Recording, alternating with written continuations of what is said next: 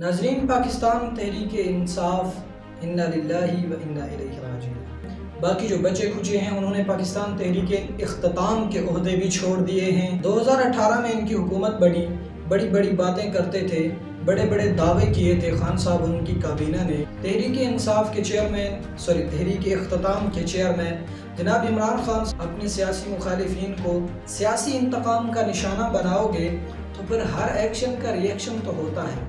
अस्सलाम वालेकुम नाज़रीन, पाकिस्तान तहरीक इंसाफ इन्ना लिल्लाहि व इन्ना इलैहि राजिऊन।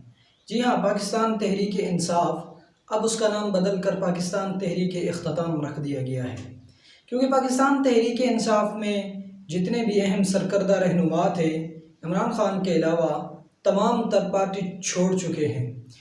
अक्सर की तादाद तो पार्टी छोड़ चुकी है, बाकी जो बचे खुचे हैं उन्होंने पाकिस्तान तहरीक इख्तिताम के ओहदे भी छोड़ दिए हैं और अनकरीब इशारे दिए हैं कि वो भी तहरीक इख्तिताम को छोड़ने वाले हैं।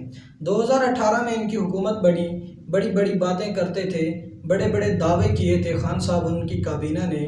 रियासत मदीना के अलावा भी बड़े बड़े दावे थे, बड़े मंसूबे सामने रखने के दावे किए थे और तब्दीली के भी दावे किए थे, अमरीकी ग़ुलामी से निजात के भी दावे किए थे।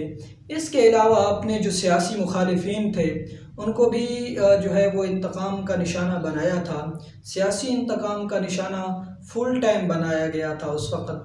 तहरीक इंसाफ के तहरीक इख्तिताम के चेयरमैन जनाब इमरान खान साहब उस वक़्त हुकूमत में थे, हुकूमत इन्हीं की थी। 2028 तक का प्लान तो फवाद चौधरी बयान कर चुका है। इसके अलावा 2035 तक का प्लान भी सामने आया था कि खान साहब ही की हुकूमत रहनी है, और शहबाज गिल और दूसरे जो इनके फॉरेन मिनिस्टर थे जिस तरह से इनकी बातें हुआ करती थी, हंस हंस कर अपने मुखालिफिन के जो मजाक उड़ाया करते थे। इसके अलावा भी बड़ी दर्दनाक इनकी कहानियां हैं। जनाब उस वक़्त जब ये हुकूमत में थे तो ये अपने आप को बहुत कुछ समझ रहे थे। क्या कुछ समझ रहे थे वो तो आपने ही देखा है, मगर जाहिर है जब आप इस तरह के काम करोगे, अपने सियासी मुखालिफिन को सियासी इंतकाम का निशाना बनाओगे तो फिर हर एक्शन का रिएक्शन तो होता है। जाहिर है उस रिएक्शन ने तो आना था। और एक जमात मौलाना फजलुर रहमान साहब की, वो तो 2018 ही से जब आपकी हुकूमत बनी उसी दिन से आपकी हुकूमत की मुखालफत और सर चढ़ कर मुखालफत कर रही थी, और आखिरकार उन्होंने अपना काम दिखाया।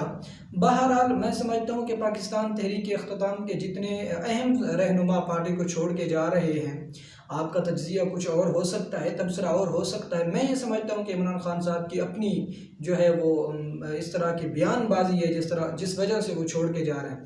अब BBC का इंटरव्यू ही आप देख लें, खान साहब कहते हैं 9 मई के जो वाक़यात हुए हैं उसका जिम्मेदार मैं नहीं हूँ, पार्टी रहनुमा और कारकुन हैं। जितने भी पार्टी रहनुमा गिरफ्तार हुए हैं, खान साहब किसी के पास भी नहीं गए, किसी को पूछने नहीं गए, ना जेल गए हैं उनसे मिलने के लिए, ना उनको फ़ोन किया है, ना उनके घर गए हैं, अहले खाना के पास गए हैं। और जितने कारकुन अभी तक गिरफ्तार हैं, खान साहब मानने ही को तैयार नहीं कि वो मेरे तो हैं ही नहीं, वो तो किसी और के हैं।